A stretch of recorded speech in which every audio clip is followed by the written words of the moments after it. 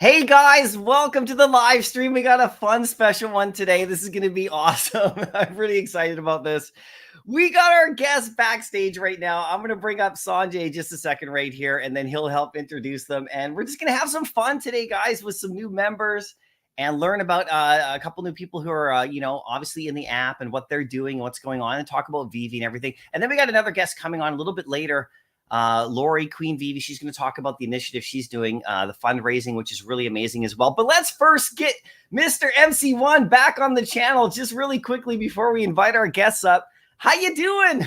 Doing great, MC. It's great to see you, man. This is a super excited to be here, and Yeah. What a show we got planned here, man. I don't know the rest of your show, but I know the guests who are coming on are really, really cool guys. Yeah, it's such a great idea. Just before they bring them on, it's such a great idea that you came up with here, where to introduce some people who are just joining the app, getting involved, and I just thought it was the coolest thing ever. So really big props to you for wanting to do this, reaching out, and this is back-to-back streams for you now here. Yeah, I don't know how that happened, but it's just the ideas. But look, a couple of things, man. I wanted to let you know that I have something to give away on your show, which you can pick how you want to give it away. So, wow, okay. So that's why I want to let you know up front so you can figure out the mechanics of it. You bet, yeah. So I've got the Superior Spider-Man, the digital comic that David Hugh was part of in creating and stuff. That's a giveaway. So you can give it away. That's awesome. Super excited. But as I turned it, yeah, I think something got stuck to it, man. Something got stuck to it. Somebody got. Oh wait, what? Oh, there's another one. Virgin Marion too. Okay, it's the other one. It's the exclusive cover too. The other one. Oh, so you got both. This one's rare. Yeah. It's not that much available. But anyway, look, this is one giveaway. Whoever wins it gets the Superior Spider-Man with also the Virgin Variant, both of them. So, and I'll ship it anywhere globally as well. So it's open to anybody and everybody. But yeah, man. That's awesome. The combo set. That's great. Well, that's so nice. You will do that in a little bit right here. That's great while you're still here. But let's get your guests on, and then we can say hi and introduce them. I hope they're, guys, be nice the first time being on lives right here. So we'll have some fun right here. But first we got Alex right here. And then Yife, right? Yeah. Glad to be here. So there you go, guys. Welcome to the channel. I really appreciate you guys coming on. And, this is going to be a lot of fun for sure, right? And we're just going to ask, who you are and what you guys are all about and stuff like that. And I'll let Sanjay kind of introduce you here for a second. And then we can just have a nice, fun conversation, right? And talk about Veve and really want to know what you guys are doing too, like what your initiative is and stuff with FLYBLOC, because it looks really cool. We want to talk about that and give you guys a chance to let everybody know what's going on. But Sanjay, why don't you introduce your guest? Let me, first of all, I'm super excited to be on the channel. Also, very, very honored and delighted to have both Ife and Alex on this channel here. Just a little bit of the background, and I'll let these guys kind of tell their own story. But just really quickly, I'm one of the mentors at Harvard's Innovation Lab, and usually beginning of every semester, they put out a list of mentors and a list of companies. And FLYBLOC was not on that list. And so I got assigned two startups to work with, and I'm working with them. And then I get an email from Ife saying, look, man, we saw your background, super excited, would love to chat. So I said, look, I'd love to connect with you guys. They'll tell you their idea, what they're working on. And I said, it's just my honor and pleasure to kind of do that. And then as we started talking, I said, look, have you guys heard of Veve? And we stopped talking about their startup and we started talking about Veve for like at least an hour. Yeah. And both these guys were super excited. So I said, look, you have to buy your first collectible. And how cool would it be if you bought it online too? Live in front of everybody and people give you ideas and thoughts. But anyway, that's the background. Ife and Alex are amazing guys. And I'm just so happy to welcome them, onto your stream as well as onto Veve. Well, that's awesome. So, Ife, let's start with you, if you don't mind. Aside from your company, we'll talk about too, but you tell us a little bit about yourself. Where you're from and or what kind of stuff you're into collecting, and because that's kind of what this is, a collector's app. Maybe this is your first go at it. Yeah, let's Yeah. if you don't mind. Yeah, Yeah. of course.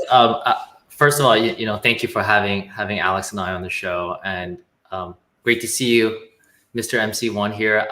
For everyone on this call, you probably know Mr. MC1 a lot more than we do. You know, we only started working together more recently, but I remember the very first call I had with Mr. MC1, one of the most non-traditional mentor calls I've ever had. I think probably the most non-traditional. We had an hour, and here I am, like 5 minutes into his world on spatial, and for a second I'm like, what's going on here? You took him to the yacht? Did you take him to the yacht? Yeah. It took me all over, his collection. I was just immediately blown away, and right away I was like, we need mentorship from someone like him, and we clicked right away. So I'm just so glad that you're able to bring us kind of full loop back to this and bring us into the community so quickly.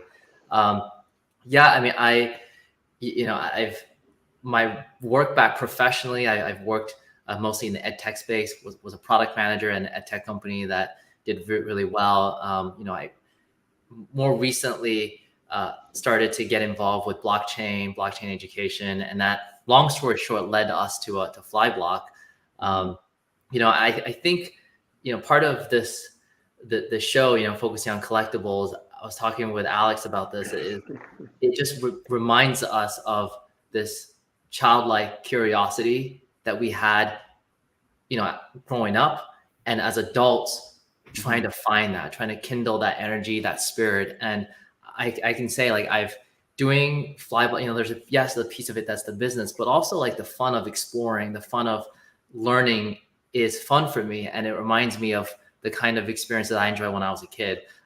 We can go into this story a lot longer. When I think of some of the things I used to collect, I collect a lot of things when I was a kid, stamps. I collected a lot of Pokemon cards, and I have a great story of how I started that. To this day, we are, working with brands that focus on collectibles as well as part of their strategy. And so we're really excited about this space, but I won't go deeper because I want Alex to have some time. And again, glad to be on the show and get to meet this entire community.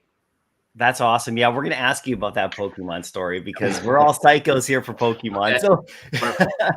So Alex, great to meet you as well. Yeah. So tell us a little bit about yourself, if you don't mind, as well. Yeah. Thanks for having us.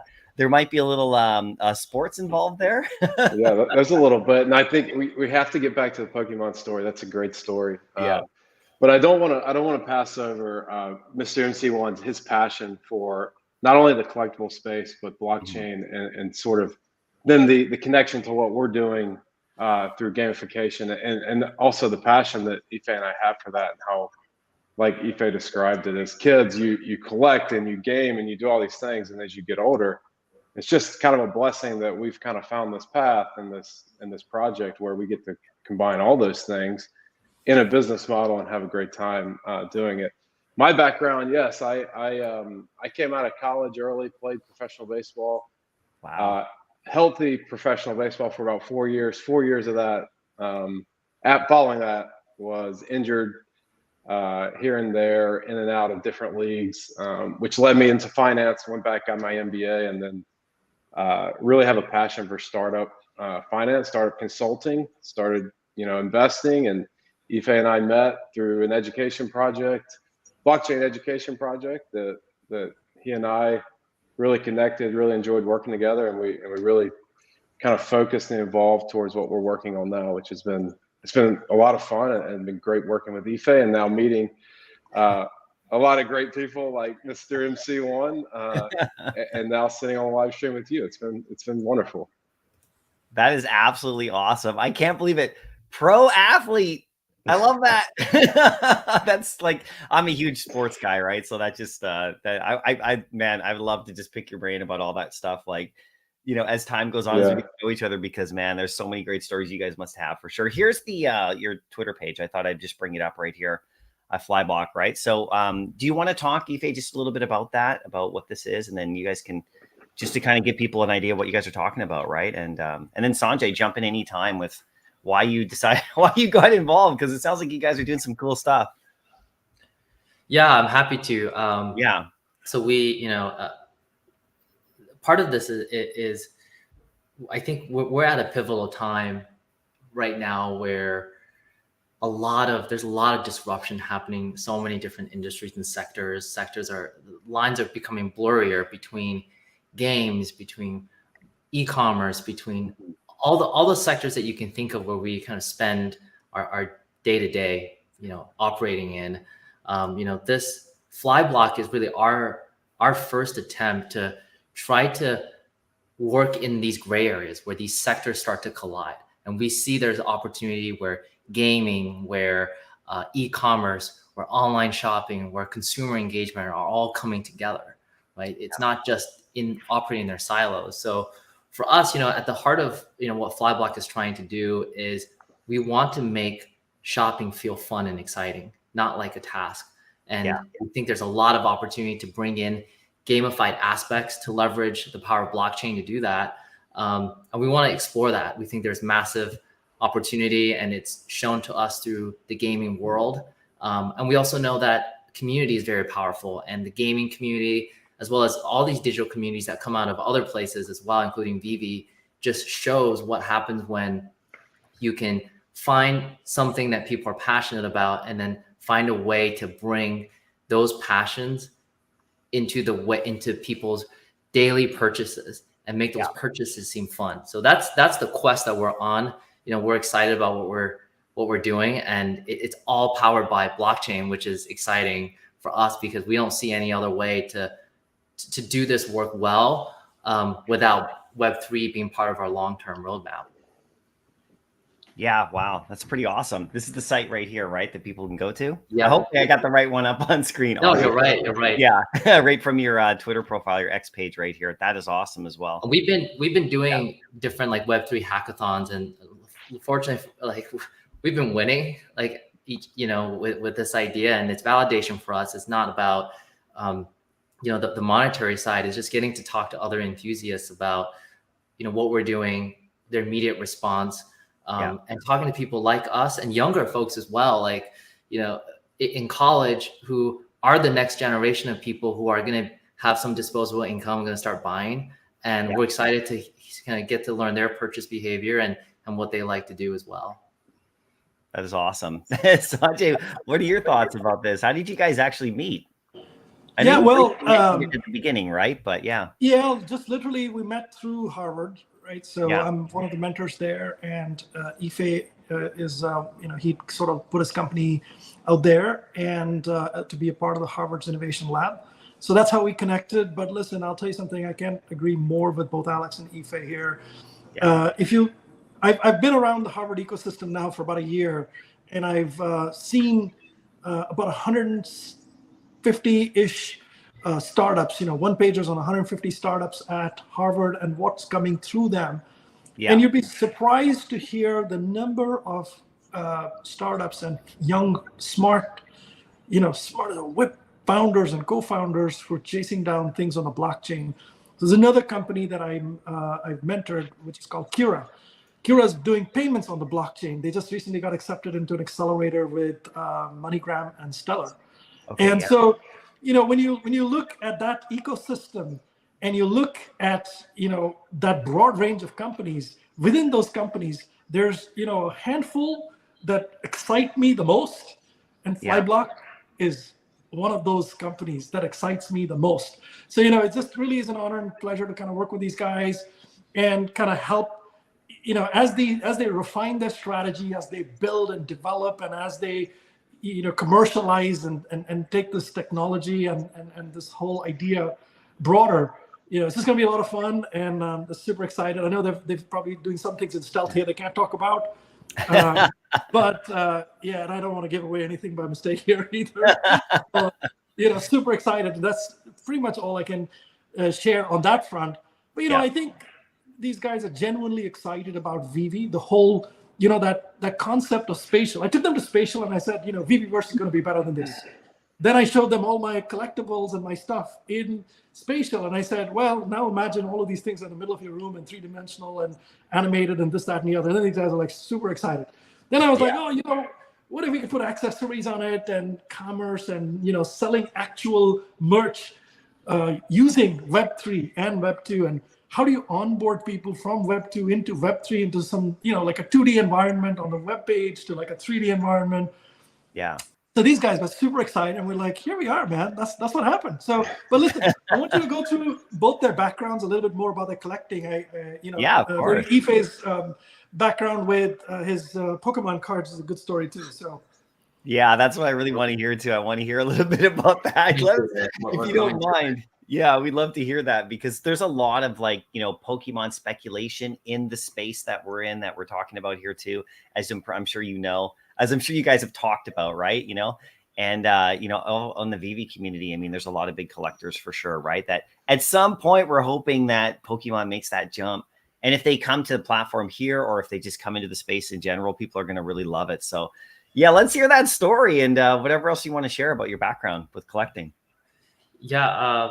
Well, I'm not unique in collecting Pokemon, for that. And it was one of the first things I searched when I got the app recently, like just searching it, and I found out. And then I was on X and seeing some conversation about it. So I'm really keen and thrilled to follow up and see if that will happen. I hope it does for everybody, for myself as well. I'm trying to think of, when I thought about like my own collectible, I was thinking like, how do I capture all of this in such little time on this podcast? Because it was both, it was very personal, it's fun, but it also is like to understand who I was when I was a kid requires some context as well.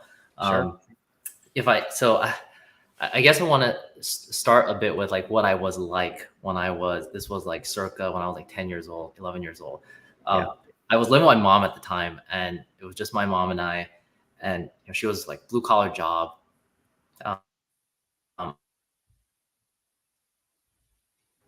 That like in my closet, that's all we had. I think I wore that one pair of pants like every day to school. That was me. We didn't have a lot at that time. Certainly didn't have a lot of cash to be buying Pokemon cards. So my foray into that was actually pretty funny. My mom worked at a sticker factory. So she was these stickers, they sell them for like $4.99, on the retail store. She'd get a bunch of them that just weren't used. They were like scrapped, or they were cut off some funny way. So I started collecting her stickers. That's how it started. It's collecting Pokemon stickers because it was free. I didn't have the money to buy anything. That was free.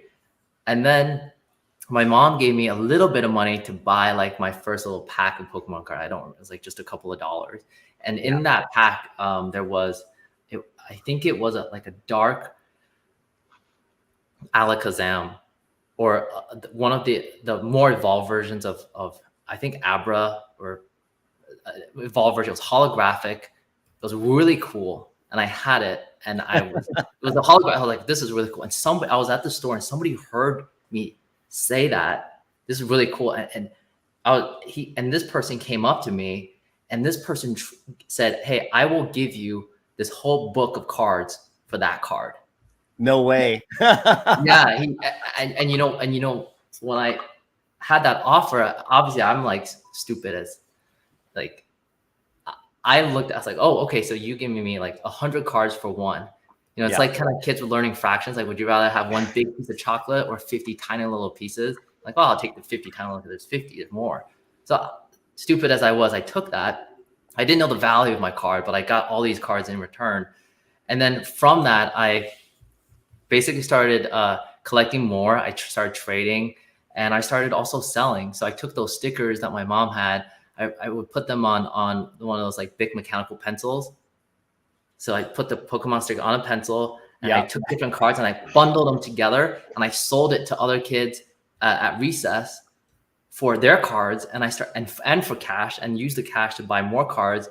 And like $5, I ended up with not much. I mean, I think I ended up with $200 some before my mom like found out, and she just said, I don't want you to be selling cards like for cash and all that.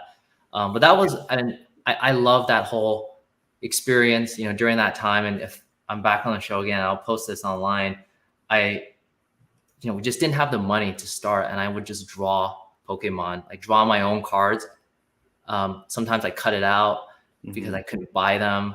And I have some of those drawings in my mom's basement that I still can share. So that was my brief story of who I was as a kid at that time, how stupid I was, but also, I mean, just having fun with everybody else and being able to put together, I think, all the things at my disposal so that I can continue in the collecting journey.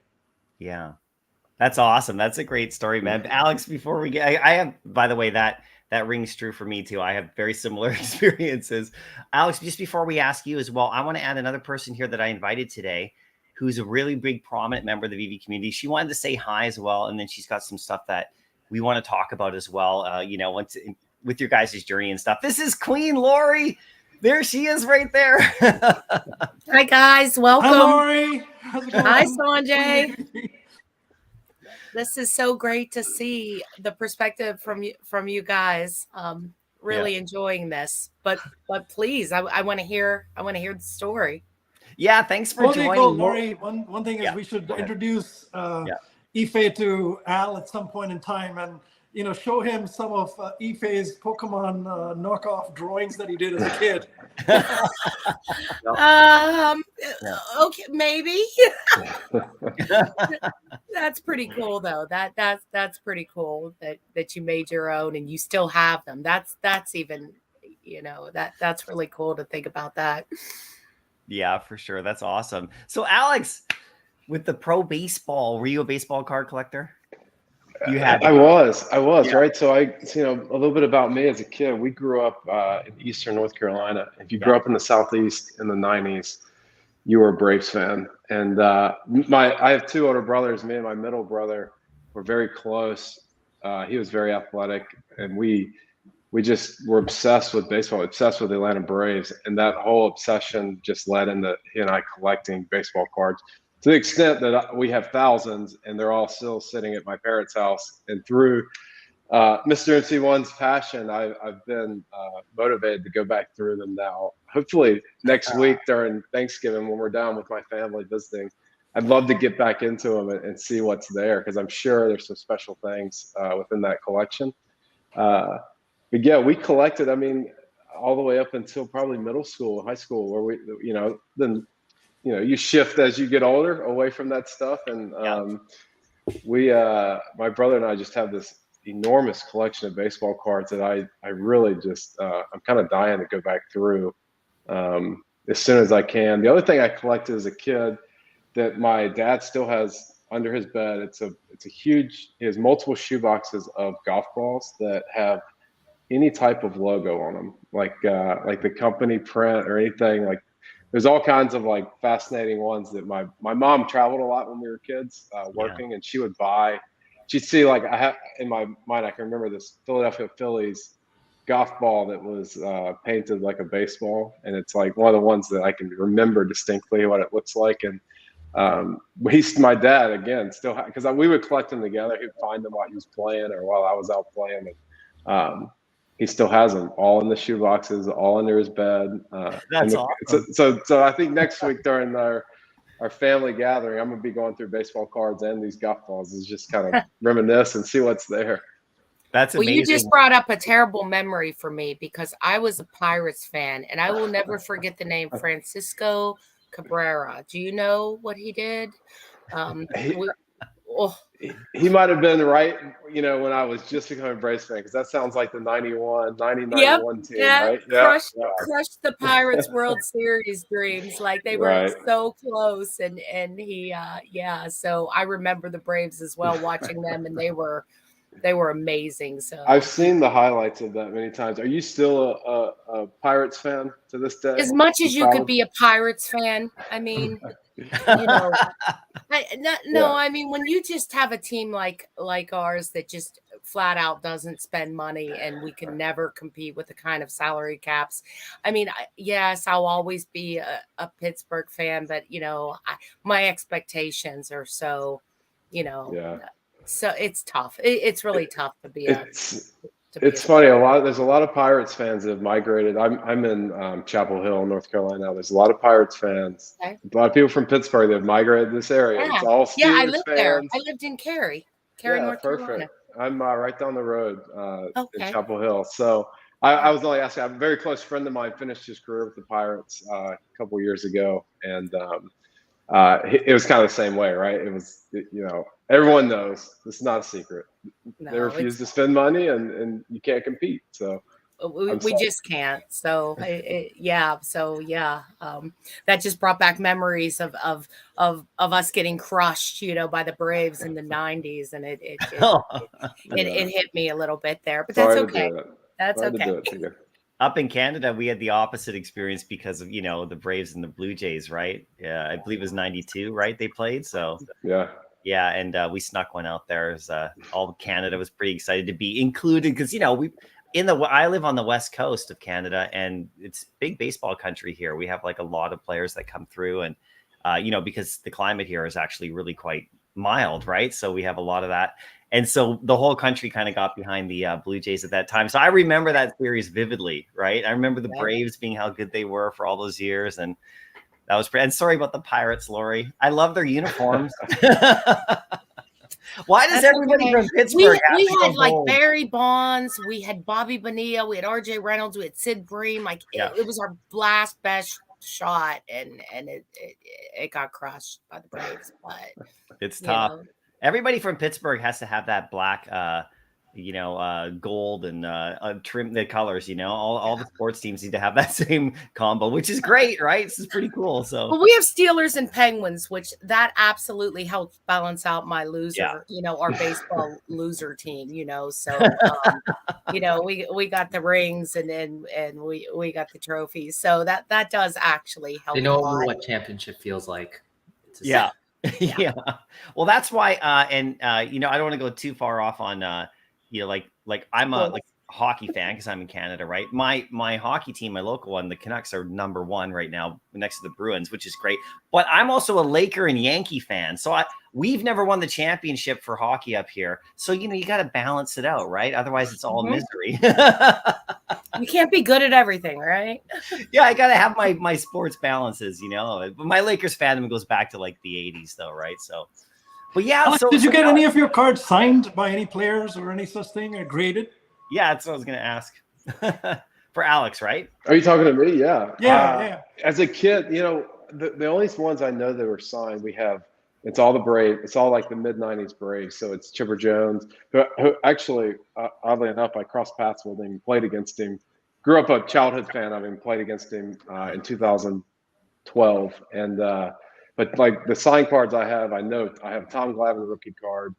I'm pretty sure I have a Greg Maddux rookie card signed. And I did actually cross paths with Greg Maddux as well in my career, which is just so funny. But those guys, that's what we look for. My parents would give us Christmas gifts of Tom Glavine rookie card signed. And we had it sitting on, my brother and I shared a room. We had it sitting on like the TV stand or whatever. Well, we didn't have a TV, whatever we call it then. For years and years. So those are the ones that are signed, I know, and I'm sure there's a few more. So you played baseball? Did I miss that? You played? I did, yes. I played professionally, officially for 8 years. 4 of those were mostly injury prone. I came up in Cleveland, Denver, Houston, and a very brief stint with the Braves. But the good part of my career, I did cross paths with a couple of these guys, including Chipper Jones. Wow, that's amazing. That's quite a feat. Thank you. Wow, that's incredible. I'm impressed now. I have to admit now, the Queen is feeling the Queen is feeling humbled by the MLB ball player, right? He's being quite modest. I mean, obviously injured and stuff, but he played for the Cleveland Indians and was rated one of the best pitchers, back in the day. Wow. Long time. That's a lifetime ago. But do you have a Veve Gold and Silver logo card? That's the real good. Yeah. They're buying their first collectible live, Lori, so they're going to buy it on this show, and they're taking advice. So here today. Well, Lori, actually, since let's bring that up with you right here, okay? Because you did mention the gold and silver thing. I want to show what you're doing as well, and then we'll go to you guys. I want to talk to you guys about. Like, let's get into what you guys want to go after and for Veve and stuff. But Lori, let's bring this up with you as well, because I really wanted to have you have a shout out because I know a lot of people already seen this, but here's your just a post right here on your X page. Do you want to talk about what it is that's going on right here, what you're putting together? Yeah. So Yeah. for those of you guys who know that last year Veve created their own very own gold and silver logo card. There were 500 of them, and they passed them out at New York Comic Con at the different cons last year, and they promised continued utility with them. So most of them are all handed out, but there are a few that are still left. And David Yu has given us one to auction, still brand new, unredeemed Veve gold and silver logo card. And we're doing that for a foundation called First Responders Children's Foundation. Yeah. And that's Alcon's charity post 9/11. And it's where they just do really great things for kids who are children of our fallen first responders. So, I'll be fortunate enough to get to go hang out at the Macy's Day Parade with them next week for Thanksgiving. They do toy drives, etc. So it's really a great cause. And we are running a silent auction. So highest bid basically wins. And what you will receive is a brand new unredeemed Veve gold and silver logo card directly from David Yu. The card itself, like the card too. The card, right. That is nice. That's gold here, guys. That's gold here. A virgin. It's a virgin card. Okay. So it's never been revealed. So you could go in, claim it, and then, on top of that, kind of what you showed with the video is just everything. I don't know, what these guys know, but we got the king of the parties on here with us, with his, Sanjay every year holds, an incredible New York party. But, it's just a way that Veve pays us back, rewards some of us, who are here early or who has it. We get free collectibles when we go to different events. And you're always eligible for, the parties first. And I think, Sanjay, that's one of your criteria. I think it's going to get harder and harder to slip into those parties as time goes on if you don't have one. So it's really a rare and unique opportunity to receive, to purchase one of those original untouched cards. And in addition to that, if you find yourself in New York City, we're also offering a lunch with Alcon with you and a couple of friends. So the man himself, the Pokemon man himself. So I could say that, maybe he'll sign some of those drawings or send those off. I don't know. But yeah, absolutely. So we'll be offering that. But it's just a great chance to maybe come around and grab something that I know a lot of people want still to this day. And like I said, it's new in box, unredeemed. So we're taking bids at Queen's Court Charity at gmail.com. Highest bid wins. So thank you, MC. I really appreciate you. And Mr. MC1, you guys are really big supporters of the Children's Foundation. So thank you guys for helping to get the word out. And I just appreciate the chance, for some lucky winner to get it. And it's tax deductible. So anybody, dealing with huge profits this year, there you go. Tax deduction straight to the charity. So, and this is right on your X page. This is a tweet that you did. I'll retweet it out actually right now. Thank you. But it's got the info right there with your email. And then of course it ends on the 23rd. So coming up. Right. In like so about Thanksgiving a week Day, I'll be with Al and Randy and at the parade. And we're going to reveal the highest bid and then get it out to that person. So that's going to be awesome. The card itself, and then if you're in New York, you get to go see. I saw so Eve, I saw your face when she said Alcon. So are you familiar with Alcon? Yeah, I am.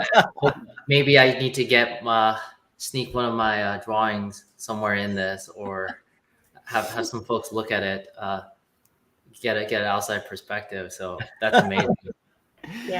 Yeah, that's so awesome. Well, thanks, Lori, and we can talk more about that. We'll share that as but this. Thank you so much. And it's worth, like I said, the collectibles, the actual logo itself, the version 2 logo you'll end up getting plus the access to the events. Hopefully Yeah. this T-shirt too. This is one of the ones that they gave out to the gold logo holders. Yeah. So everything is retroactive. So yes. There's the logo right now. Check it out. Oh, What's it at 5,300 currently? 5,300. All right. There you go. And the version 2, I think it's just under 1,000. So I mean, that's pretty damn cool, right? And that's cool. Actually, you get the second one too. That's awesome because Yeah. Yep. So yeah, okay, for sure. And the monkeys and so everything is you're eligible to come back and get. So yeah, definitely. That's awesome. That's awesome. So guys, people have come to the channel to see you buy your first collectible if you want to. No pressure, but everyone's watching. No, I'm just kidding. I wanted to point out a couple of people that came to see you guys today too. We got like OG Johnny Dunn. Like seriously, like this guy, Johnny Dunn's the king. He's the best. I mean, he's got the king hat right there. There you go, Laura. The two of you guys.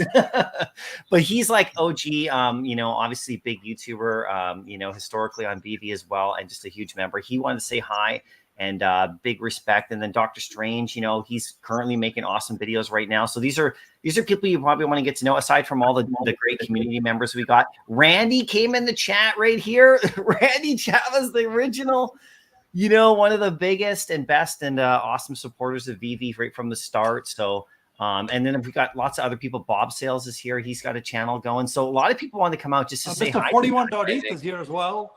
Yeah, exactly. Where did he go? He's like a big Veve supporter as well. Kid Arcade. Totally. Kid Arcade right here, right now, a YouTuber as well. Hinano with the uncommon drop. Like we're talking like a lot of people came out just to say hi to you guys. So yeah, we really appreciate it. Yeah, for sure, right? So let's thank you. MC1. What do you think they should go after? I initially I started by telling them about the beauty and the value of Marvel Comics 1 and stuff, and then I was like, these guys might, each one has their own kind of DNA and their own core, right? So your first one's got to resonate with you. But I kind of gave them a little bit of an overview of Veve and stuff. So let's see. I'm as curious as you guys to see what they buy. And let's see it. I don't know. Give us the rundown, guys. Alex, do you want to start first, or which one of you guys want to go first? Yeah, sure. I'll go first. And how do you want me to show you this? Because I can screen share this from my desktop, and I can tell you. Add it to the thing, and I'll add it up right here. That'd be cool. Yeah, no worries. And then I opened another one. I got an ultra rare. Oh, what? Whoa! What mint is it? Did you redeem it? It's like a 202 or 203, but I did open my second one. So. Oh, nice. I'm getting Mr. Rolex every day. I write to him saying, "Hey, listen, the value is going to change, so might as well, open it now, buddy." Smart, but I can't wait to see what these guys are into. That's awesome. Congrats, Queen. Here is the screen. Here's Alex's screen right here. Oh, this is exciting. I have a lot of fun. Let's go. I want to give a little background because I think my second collectible will be some sort of Spider-Man, because not only was I a huge fan, my son, who is about 3.5, is obsessed with Spider-Man and Batman, and he puts on one of two pairs of pajamas every night, and either becomes Spider-Man or Batman, and both are incredible experiences. Awesome. But so my first one though is something that I picked this out earlier today. Let's see if I can navigate this quickly for us. Take your time, man. We got lots of time. No worries. The background here is this is one of my favorite movies as a kid, and it came before my time, but it's a movie that lasted through quite a few decades. I have 2 older brothers. They love it. My dad loved it. I remember us watching this over and over again. And so let me go here. Oh, there we go. Yeah, this is what I wanted. So, with a little coaching from Mr. MC, I was looking for quite the right number here. You've already started a mint hunting now. That's just a little bit of coaching. Yeah, I could go here, but this one, 12,000. That's a little high, right? Let's go. Here we go. Let's go right there. Is that it? There it is. The first one, and you went straight to the ultra rare. Congratulations! Wow, that is awesome. Yeah, it's perfect. I love it. It's really interesting. It just sparks that childhood, right? Like of just collecting these things. It's really amazing. That is awesome. You want to pop it up in 3D? Let's see if it works there. Yeah, for you. yeah. A little 3D button right there in the top right corner. Yeah, and then we can have it load up and stuff. That's the 1-to-1 scale, like the interactive one, the ultra rare. There's the other one, this like the, I think it's the common variant. It's like a 1/6. It's almost like a model car. It's almost like an RC, right? It's like a 1/6. That's the big one. That's the one that you want, right? For sure. Like for VV verse and potential, all that stuff as well, right? So there it is. You got to zoom in. So just zoom in on it. Yeah, it's way in the background. He's like, why is it so small? There he is. Here we go. Let's go. There we go. That is awesome. So that's your first. That's the first.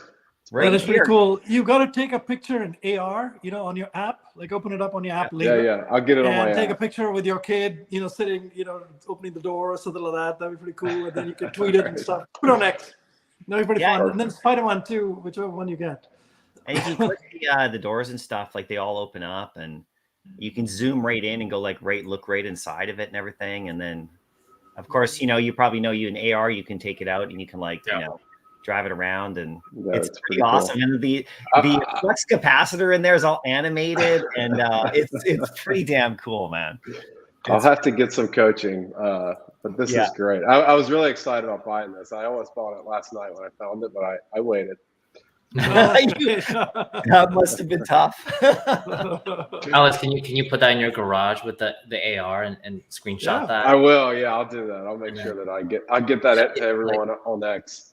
We put an AR in your garage with your kid next to it or whatever. You can do all that stuff. Yeah. And then it looks great in VVverse too. By the way, I know only a few people have the beta of it right now, but these DeLoreans, they look really, really amazing in VVverse as well. And hopefully drivable stuff too. So, I thought he was going to go for the baseball stamp. There is a baseball stamp too. That's the only thing I think baseball on the entire app. Yeah.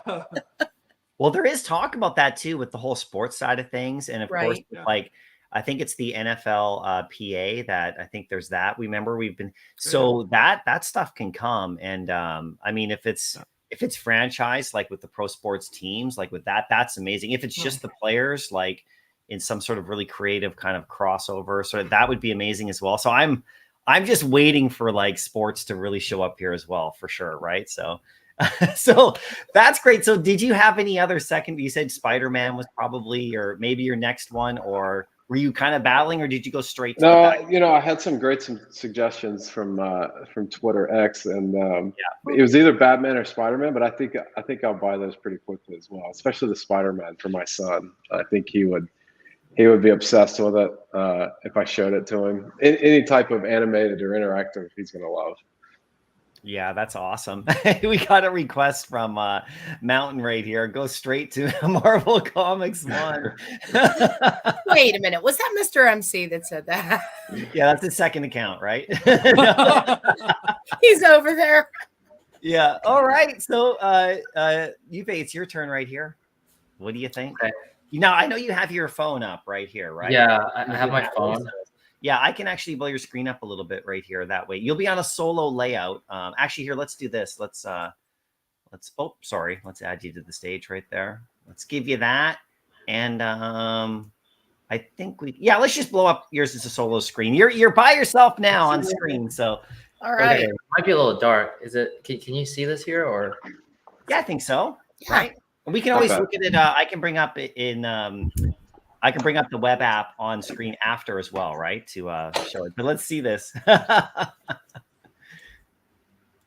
There we go. That's good. That's good. Yeah, that's nice. That's nice. Okay.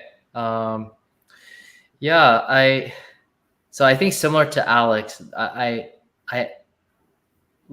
browsed before the call. I didn't make any purchases. I definitely would want Superman in the near term.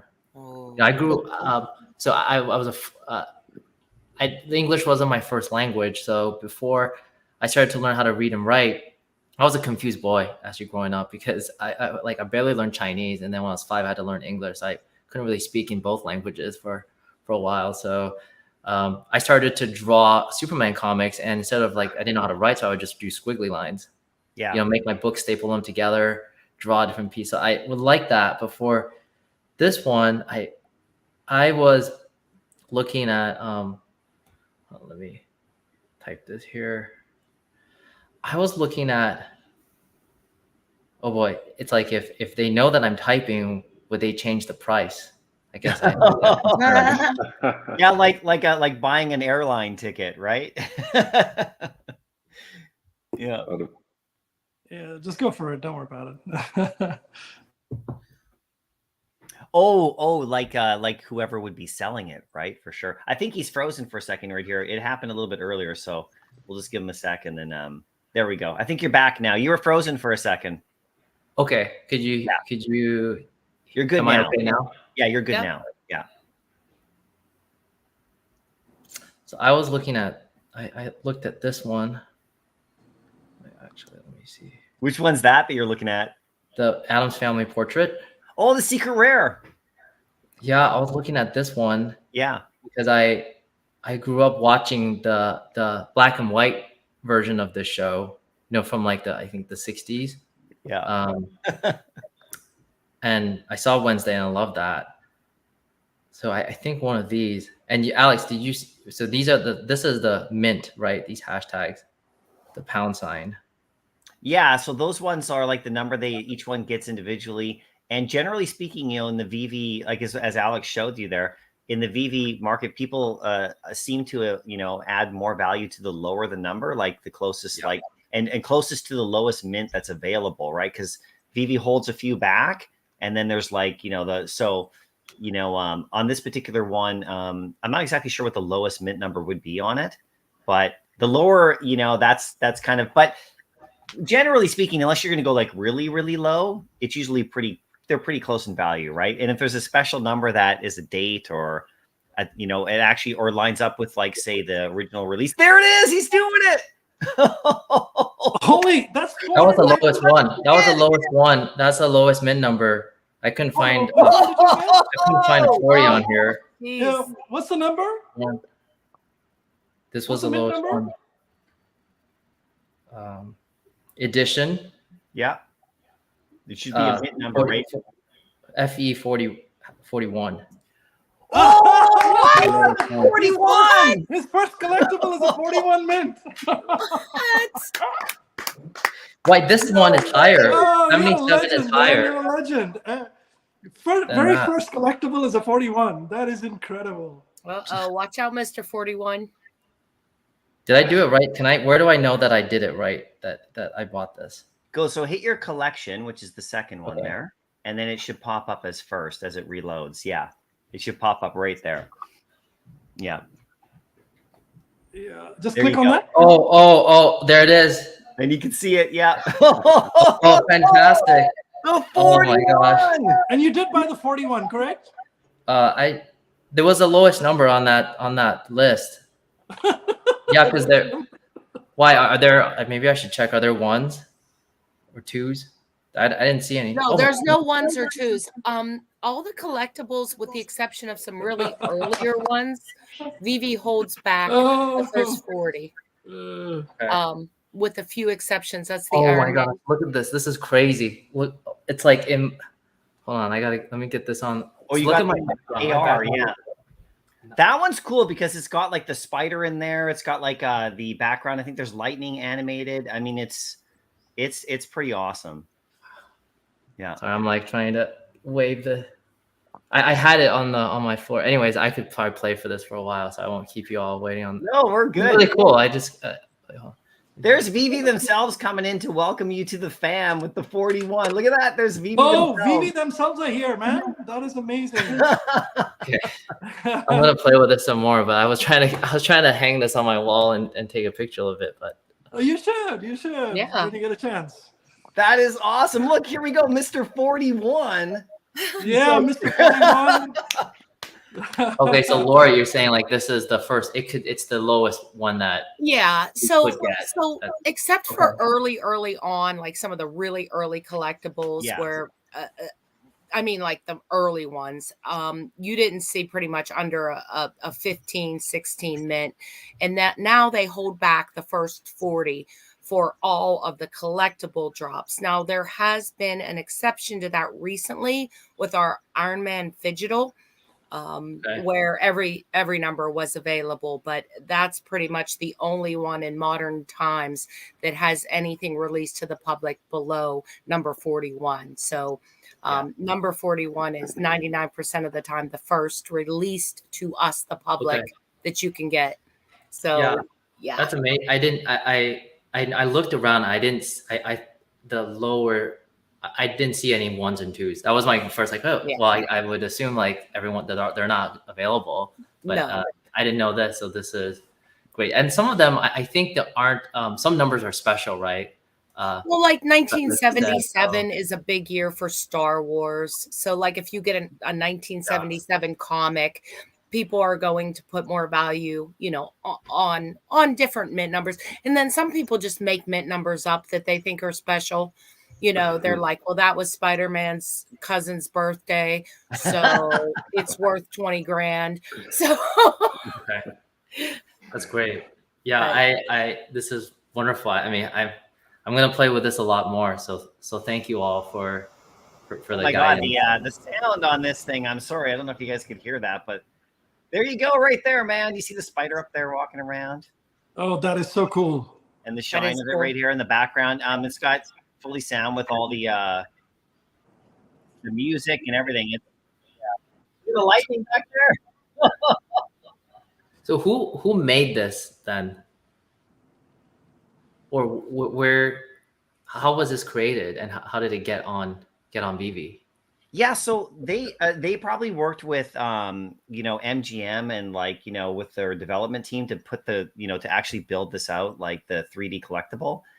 Because it's an Adams Family MGM brand right here, and Braun Creative right here. So we don't really fully know like the exact individual people who've been working on this or the teams on some of these collectibles. That's actually one thing that I'd love to hear more about, is like, you know, put some faces to the actual designers and the people who actually put this together and built it, because there's some amazing artists, you know, that work, you know, on these collectibles through Veve, through the IPs and the partnerships they have. And sometimes it's like with Disney, for example, maybe it's coming from Disney or from Marvel. Sometimes it's internal, and Veve's own team is working on it, and then they get it approved that way. So I don't know exactly myself. Do you guys know Queen or MC1 about this particular one? But it's No, I don't MGM. know. Yeah. They always work with the IP holder generally, and then we do know that, you know, they have to sign, like whoever the IP holder is, they're the ones that, you know, ultimately sign off and give it the old stamp of approval. Yeah. So it's in concert. I think they always do it together with the IP holder, and you know, they sketch it out. We make Veve makes the collectible, then they send it back to whoever owns it, and they give it the yay or nay. And we've had examples where things have been, you know, held back because they're, you know, they couldn't get agreement, or it wasn't just the way, you know, just so yeah, they take it pretty seriously, making sure it's to their liking. For sure. Alex, you know, he one-upped you on that one. Yours is I love your story though. It's a beautiful collectible to buy, but now the game is on. This is the competition, right? Because, you know, this is what happens. But no, that's amazing, Alex. I loved your story about the Back to the Future and with your kids and everything. I mean, that's so special. And also, like, I love the fact that you watched the Addams Family as well, and then that's why you went after it. You can see, like, that's kind of like the way to go after it, is to go after what you really enjoy and love the best, and then you can have enjoyment with and share it with others. And then you can start looking at, you know, what, you know, if you want to, like, you know, maybe flip some stuff, or like maybe stuff's going to come out that you could, like, you know, it's valuable. Maybe you land it. Maybe then you can sell it to someone who's a collector of that, and then take those gems and go after the Spider-Man or whatever that you love or whatever. That's kind of how a lot of people play the game right here and have some fun with it. But yeah, what's next for you aside from the Addams Family? What do you think? What were you like? You must have had another kind of. I was thinking like the Superman brand. I looked at it, and Superman, yeah. Superman. And Pokemon, like I'm one of the, when that gets live, yeah, I will be in there loading up my gems, and seeing what I can get. So both of those are amazing. And I'm excited to learn more as well as participating in some of those drops. And there's little things too, like with Superman, you probably don't even realize this, but at the time they were only taking a 2.5% kind of fee on the sale. So I mean, these are things you'll learn as you go through the app, that like if you buy some collectibles, or if you sell some collectibles, there's an 8.5% fee. But like on the Superman, if you would sell that, you'd only pay 2.5% on it. So those early DC collectibles are very they're very cool as well. Yeah, it's I mean, amazing just hearing like you all talk about how this was created and the partnerships that Veve has with the artists and the studios. I mean, it makes it so much more meaningful to me that, I mean, that someone created this for this community. Yeah. And I'm able to own that and somehow have it feed into this cycle where everyone sort of gets a nice kickback, and we can kind of continue the growth of the community. So I love to see more, and I love that these partnerships are with the very people that are part of the same studio that's creating this, both in comics as well as in the films and the movies and everything. So sure. this specific Superman that you like is the Kenneth Rocafort Superman. So you can actually you can buy that Superman as a physical collectible as well. It's limited quantity. At one time, there was one on eBay that was very expensive. Like the one on Veve, I think is about $300-400. But the one that's physical one on eBay, at one point you couldn't get it for less than $1,000. But yeah, this is a pretty iconic statue as well, by the way, IRL. It's a physical piece. It's a beautiful piece. I love this piece, by the way. I'm seeing it here on my phone. Yeah. Yeah, I don't see any 40. There's no, I mean, the lowest number here is like, it's still in the thousands. Yeah, he doesn't want any other mint other than 41. No, I can't. I'm in low numbers. 41. I'm out of here. My God. That is amazing. Your first one is a 41. That is so beautiful, right? Hey, watch out, Mr. 41 and Rolex. He's coming for you. You got some competition here, guys. No, let me just have this supply of gems that are right over here. Let me just grab some. Let me just ask you too. So Alex, let me just ask you. So like, so you guys aren't in the app until very recently here. And when Sanjay was telling you about Mr. MC1 was telling you about it, and you kind of saw it, what was your kind of like first impressions? Because we've been here for a long time, some of us longer than others. And of course our impressions of the app are what they are, but coming from like just being brand new to it in this day and age, specifically as well with your background and what you're doing with your company and stuff, what was your impression of like of Veve, like good and bad, for example, if you don't mind, right? Yeah, no, I think it's fascinating, and I think to find this type of community and ecosystem that I didn't even know existed until Sanjay, Mr. MC1, was discussing this with us, and his passion for it from someone like him just proves out a lot of the stuff that we're working on and through our business and creating collectibles and NFTs and reward systems, consumer engagement, driving revenue. It just kind of gives us again this sense of conviction in what we see and value in building our company, but also just as a pure fan of a lot of this stuff. And I love superhero movies. I love the Marvel movies to this day. The DC movies. I mean, I'm still a kid. I just love all that stuff, and it's amazing that there's a community and ecosystem that is full of people like you guys and me, and with all different backgrounds that come together and enjoy a lot of things that people would say that those are for kids, but we're all kids, right? I mean, we're just trying to enjoy and have fun and be around people that are passionate about things that we're passionate about. And this is just a great community for that. Yeah, that's awesome. A different way to collect, right? I mean, Pokemon, baseball cards. We have lots of people just like you guys that came in, collectors in some other genre, whether it be baseball cards or Pokemon cards, and then found this. It's just another way to collect in a cool way. Yeah, Ife, what about you? How about the same kind of thing, the same kind of question thrown at you? And then I want to re-hit what you guys, I want to re-hit your company again and like what you guys are doing, because there's people who have joined and didn't catch the first part. So I want a little refresh on who you guys are, because I've seen a few people ask, hey, these guys are cool. Who are they again? Because they just showed up late, right? So, but yeah, go for it. Yeah, what were your first impressions, when you first started to look at it, Yeah, I talked about this with Alex too, as we're both like helping each other with navigating the app. From a technical perspective, I've worked in product before. It didn't appear to me that there was like a strong Web3 flavor. I know it's like backing the whole work, but it felt very easy to use, and that I think was an important reminder for Alex and I working on FLYBLOC is how can we build products that feel very seamless with how people today interact with any type of technology. Yeah. And it felt seamless to me. I mean, it really was like click, click, click. I could browse, I could explore. And I think it sets a good model for other type of work that is trying to bring what is underlying infrastructure that could be more complicated, that could be harder to explain, but abstract that away with a UI that's very easy and friendly to use. I mean, everything you said is, I 100% agree with you. I mean, this community too he introduced us, Mr. MCO introduced to the app, but it comes with the community, and that probably hit me first than the app itself. And I think that's very powerful. The app is it's an engine that drives our interaction, and so does X as well. And it's hard to tease apart the experience of the app versus the experience of the community, which we've been really grateful for such a gracious welcome from everybody.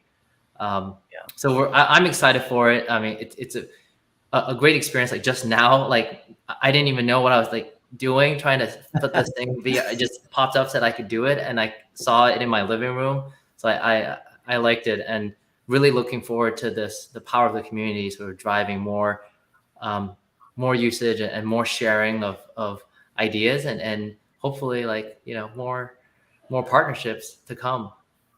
Yeah, for sure. Is there anything that when you first saw, and I'll stay with you, and then we'll go back to Alex really quick.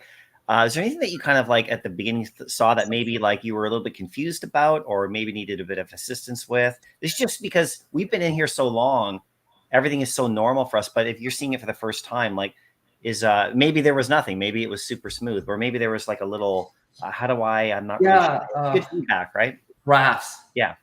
Crafts was interesting to me. I looked at it and it said more items needed to craft, and craft is a capital. I mean, look, I'm like, we just got this like a couple of days ago, right? So yeah, for me, I wonder what Alex's perspective is. So more items needed to craft.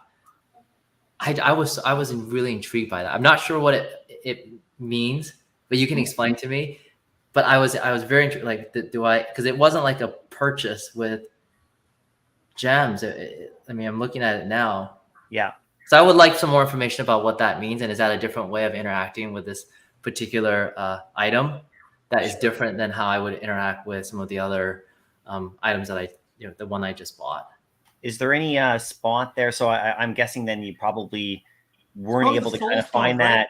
It's what's the soul stone that you're looking at, right? I'm looking at the soul stone, the Infinity Gauntlet. On your screen flashing. So yeah, so crafting just means that in order for you to get that collectible, you should have either bought or got some qualifying collectibles. So what you do is when you hit the craft, you basically, first of all, you need to have those things in your wallet, all the qualifying things. So otherwise it won't let you craft. Then once you have those, you have to pick those collectibles to craft them. But the reason that it doesn't auto craft it and gives you the opportunity is because, let's say you need, another stone or another collectible to craft it, and you may have 5 of it, right? 5 different mint numbers of the same collectible. You may not want to burn your 41. So, and in crafting, there's a couple of different forms of crafting. In one form of crafting, the underlying collectibles that you use to craft it are burnt. So they're gone from the ecosystem. And there's another form where when you craft it, you retain the one that you have, runs that you have, but you get another one. But usually in those cases, you got to pay some money too. But we'll take it offline. I'll explain it to you. But think of it as, you know, getting something extra for having a bunch of things. Yeah, I mean, thank you for that. I mean, there's some sort of stage gated experiences, which I think is very incentivizing now. Like hearing you describe it that way, like there's some milestones to hit on the way there. I think, I mean, the one other thing is the dashboard. And I think I'll learn as I go through this more, the MCP rank, MCP level, and I have a balance now. Points, and I don't know how it happened that I have a balance, but I do, and I didn't know if it was rewarded to me because I did something right or everyone gets it. So you get it for activity in the app. So just clicking around, just browsing. Me telling you about the app, you guys getting the app, and you know, searching for stuff, you could probably got some points for in-app activity. That's what happened. Yeah, every time you log in every day, you get something. If you go into the feed and you interact with the community feed in there and make comments or interact with other people, so you get some points. If you buy from the store, you get points. There's a whole range of things you can do just to get some daily points, you know, to kind of slowly build that up, right? So that's amazing. Yeah, I mean, those are questions. I didn't feel any like burning questions to help me move through and perform some of those functions, but these are, you know, I think as I go through it, I'll learn more and be able to accumulate some of these points as we go. So yeah, that's awesome. How about you, Alex, when your first sort of impression? I'm just really curious about that, right? Taking us back in time to when we first saw it and what we thought, and it's changed a lot since then, right? So right, yeah, and my assumption would be it's changed drastically from when I joined last week to when you guys joined. But you know, the tech side, it feels very frictionless, and I think that's something that makes it very enjoyable. And the ability, you guys, I bought this thing. I've had it sitting on my desk, just like rotating, right, as I on your screen, sitting here, right, like I have it just sitting in front of, and there's something about that visual on my desk on my phone that I mean, while we're sitting here talking, I'm really enjoying, and it's working so well, and it's providing this utility and enjoyment that, you know, wasn't there this morning. I didn't buy that and have that on my desk this morning. But with even the desktop, you know, I'm using the desktop now and been in the app a little bit as well, and it seems very frictionless, and it's very similar, you know, without going into too much detail. It's very similar in structure and what we envision and what we're building, you know, and we would make a mistake if we got out of this conversation without, you know, at least mentioning some very important people with our company, and including Douglas. I wanted to hit you guys up on that again, and just to refresh, because people, I don't know how much time you guys have, so I want to be respectful of that, but we do.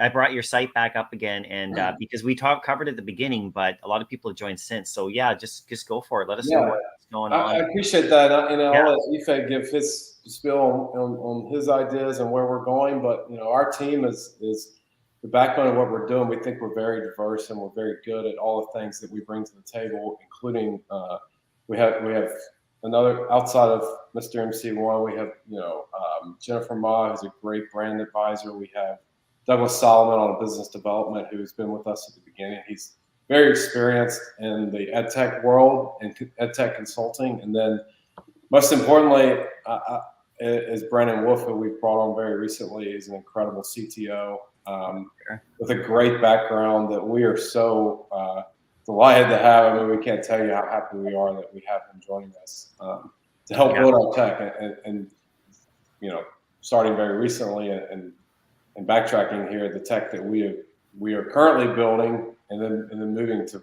add on to in early 2024. These guys are great, and our team's incredible. And we got to get Brandon and Douglas to get onto Veve as well, guys. It starts now. So so maybe just talk about like what it is that you guys are like specifically building, and I know MC1, you can just hit again about how you met them just after that too, because You're the reason they're here. And I've had so much fun today watching you guys do this. It has been just, I don't know. There's something about that first, like, it takes you back to when you kind of get involved. So yeah. So yeah, just let us know more about what it is that you guys are building and like how you guys started this and everything, where it's going.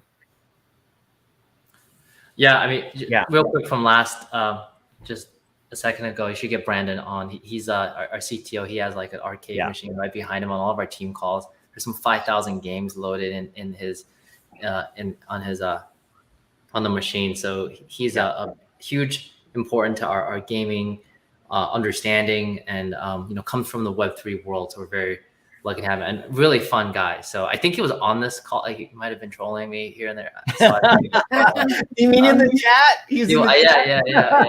But I don't expect any less. So we we're building a way for everyday people, me, my family of all ages, to be able to interact with their favorite brands in one place via games. And then via these games, they can also make purchases directly in the app. They can collect things directly in that, make purchases in the app. So the gaming aspect is a way to just bring people in, to have purchasing, to have this become a normal fold into their daily fabric, right? So one of the things that we, Alex and I, we already know because all of our friends do this, we play simple games every day. I think there's some research out there that like the average person plays in the US plays around 10 hours of games a week. And it accumulates to some like 3.5 years of the entire life spent playing games just for the pure enjoyment of it, right? And they may be making some purchases as well. So what we want to do is take that energy, that momentum, excitement of games, and apply that to businesses that want to drive more conversions to them. And a lot of them are small businesses that don't have the massive marketing budgets of large corporates, that, small business owners, small entrepreneurs, as well as, big brands as well, of course, to give them an equal playing field where all of these brands can be on one place. Because we feel like the future of people buying from brands is going to be a lot more decentralized. People are going to be looking for more diversity of brands, things that feel really personal to them. So we're looking for a platform to contain all of that work. As you're scrolling here, I was saying I have, I'll let Alex talk about it, because one of our brands is a golf apparel company. And they called Fairway Feds, fairwayfeds.com. And their strategy is to have collectibles of these digital assets, these assets that are printed on their apparel. They're excited to work with us. We're working on a golf scratch-off game with them at the moment. I won't say too much about what like how the game actually works, but it's a partnership we're excited about, because they are fully 100% in line with trying out a collectible version of their apparel, selling to a very niche audience. And we feel like that's right up in our alley. That is awesome. That's so cool. I wanted to say something here as well. So jump in. One of my favorite artists is Fabrice. He also goes by Broken Crayons. I hope he's listening. But he does just incredible artwork, and I have lots and lots of his artwork. Off Veve and then on Veve Ocean One Piece. And he has, through his site, the ability for you to kind of, if you own a certain piece of art of his, you can go and print it on a t-shirt or something like that. And then you can, so I got a couple of them done, and I gifted one to my wife. She's absolutely loves it, man. And just the whole concept to have an NFT that then you can print, and just the whole mechanics of it. So by the way, I will introduce you to Fabrice as well. I don't know if you guys, you can check out his artwork as well. I'm a huge fan, and sort of along the same lines of what you're, kind of doing, except his is not. There's no sort of gamification on the front end of it. But I know that Brock, is basically, he's another person in our community. He's a builder. He's on the app. They have one where there's some form of gamification of fishes, and then there's some other stuff too. So yeah, I'll connect you with all these guys, man. You should meet them. Let me make a comment from this what you just said. It sparked this in me, like the word gamification. Like I said a couple of times today, and like we're using that a lot in our language, but I think like, where did this word even come from?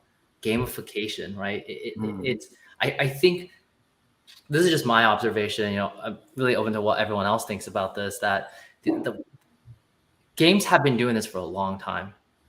Like that's not new. And there are a lot of brands that have leveraged gamified principles. But I think the fact that we even have this word tells us we are still learning, you know, how to take what the gaming world has already been doing for a long time and trying to figure out how can we leverage best practices and principles to drive conversion on our own platforms. So it's a word that shows to me like we haven't fully gotten there yet, like across the board. We have certainly innovators, early adopters, but one day, I don't even know if the gamification word is going to still exist in our language. Like things are going to be gamified. It's going to be the table stakes. It's the expectation of every consumer out there. And if it's not gamified, it'll show in retention numbers. So now I think, you know, we're not the first to look at gamification, but we are, I think, we're among the first to blend multiple worlds together, you know, marketing, games, purchases, in a very coherent kind of way that I think up until now has been a little bit more ad hoc. You know, discover it on your own. Maybe one company realizes something, but not really looking at it from a broader like platform level. How can we get all these brands together versus what can my individual brand do? Yeah, for sure. That's a great point, man. That is a great point. You guys are big proponents of the space in general, right? Like, and you know, obviously you guys are like, this is just another side of it, the collecting aspect of it. But yeah, the gamification side, we talk about it all the time in the community about what we can do with our stuff and what these big brands are going to do. And there's a couple other platforms we always follow as well, and that are kind of going in that direction. There's like different kind of things going on. So it's so cool to hear your guys' story and have you come on.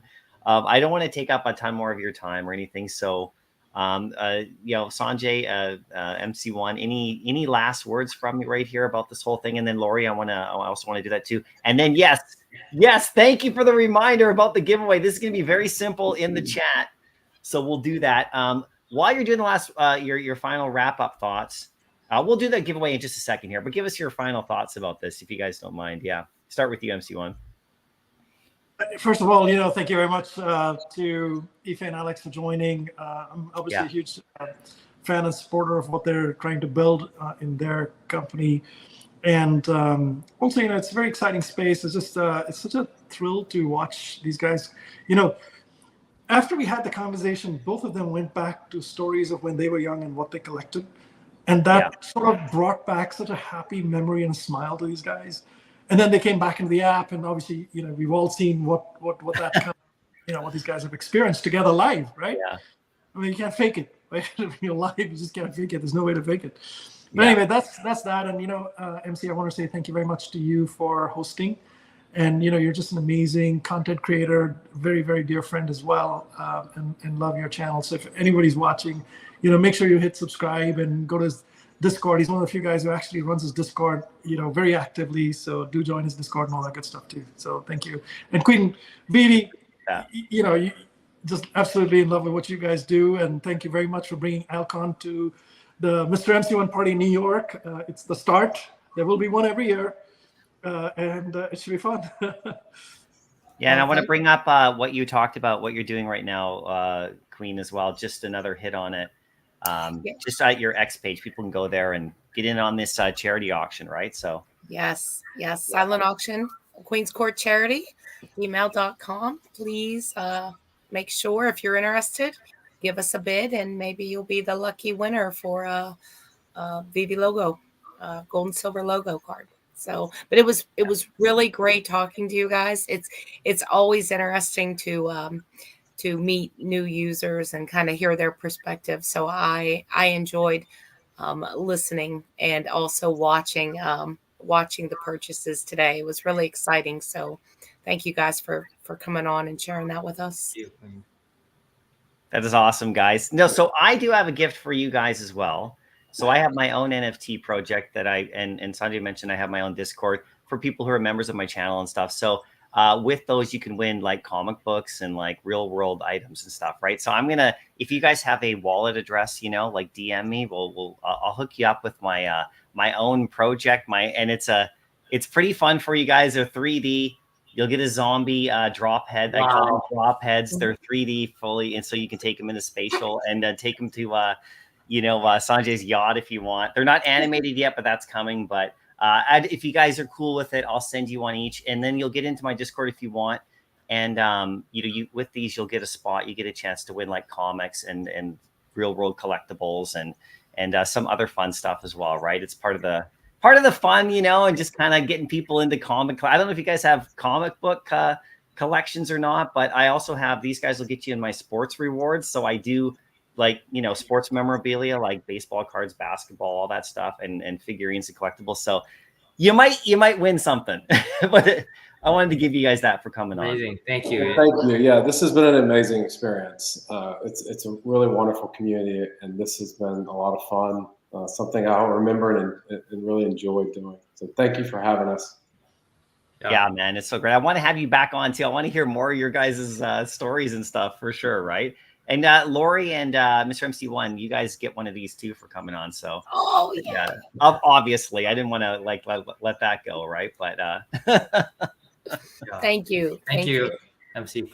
A really great show. Thank you all. For sure. We're just getting started with this community. Can't wait to continue on. So for sure. Now we're going to do the giveaway too by Mr. MC1. All you got to do in the chat is just say, welcome to the VV fam. Type that into the chat, and then I'll do the thing I always do where I just scroll it blindfolded.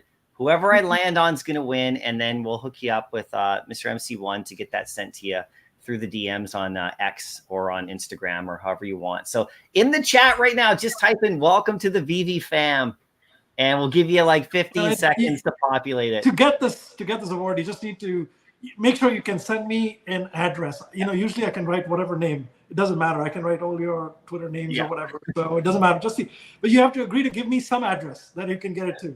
A shipping address. You want to show what you're giving away? I'll ship globally, anywhere. Don't worry about it. Anywhere. You want to show what you're giving away again? Yeah. It's Superior Spider-Man Returns. So this was the Phygital, you know, the comic that Vivi did. And this is, you know, the comic. And there's also the Virgin variant that's in it. So there's two different comics here. The set. And, the set. And whenever you meet David next time, you can get it signed and do whatever, get it graded and stuff. This is, you know, kept in good condition and all that stuff from New York. So anyway.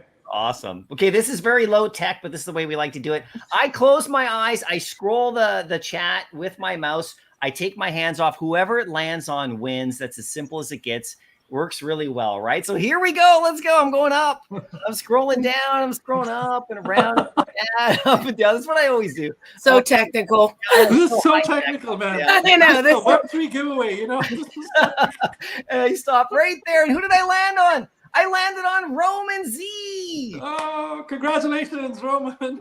Yeah, so Roman, I leave it up to you to contact Mr. MC1. He's obviously on Twitter, on Instagram and everything. So you guys kind of hook up. You got to message him or tweet at him, and then you guys can like hook up, and he'll get you that prize. That's awesome. I'll validate it with Mycollectables to make sure the right person, you know, contacts me and gets it. Exactly. Message me as well, right? DM me, because I know Roman, right? So you can DM me, and then I'll hook you. Actually, DM me first. I'll hook you guys up that way. That sounds great. That'll work well, right? For sure. But thanks, guys. I'm gonna let you go. And Lori, thank you for coming out. And it's great to meet you guys right here as well. And Mr. MC1, you're a champ as always. It's such a beautiful idea. I really just wanted to say that, you know, watching you guys go back into your memories of, like, you know, your youth and what kind of spoke to you, and then going in and buying that as your first collectible, that to me is like, that is just the top thing about collecting that I think is the best, whether it's digital or physical. And that's what we all got to do here. That's why Vivi, I think, did their branding as, you know, the with the heart and everything like that, right? You know, the whole thing. It kind of like touches on that. So just keep that in mind, guys, when you're in there. I know you will. Go after what you love. And then, like you said, that DeLorean's on your desk right now. I love that comment. It's just sitting there rotating. That's so cool, right? It's still there. It's still there. And we'll definitely chat with you guys again. And thanks for everybody for coming out. we'll see you in the next video. Just stay live, be positive, support each other, and we'll just keep going on this thing together. Thank you all. All right, cheers, everybody. Cheers. Bye.